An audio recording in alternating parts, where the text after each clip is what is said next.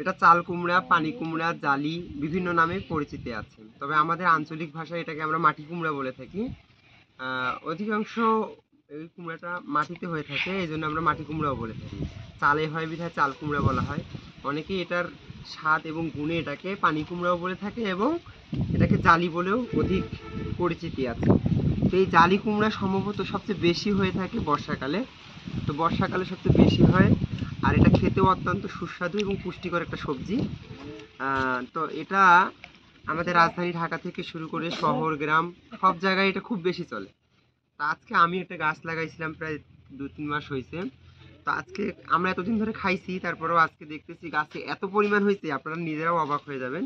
ছোট একটা গাছ, তেমন বড় গাছ না, অল্প একটু গাছের মধ্যে যে এতটি কুমড়া হয়েছে আমি তো দেখে অবাক। এগুলো সব ভিতরে ছিল। তো আজকে আমাদের দিদি আসছে এগুলো নিতে, উনি ব্যবসা করে এই চাল কুমড়ার। তো দিদিও দেখে অবাক যে এত ছোট গাছে এতগুলো হলো কেমন করে। তো এর দ্বারা একটা আন্দাজ হলো যে এই গাছ যদি আমরা ছাদে লাগান, আপনারা যারা ছাদ আছে ছাদেও যদি লাগান, তাহলেও এই গাছের অধিক ফলন পাবেন।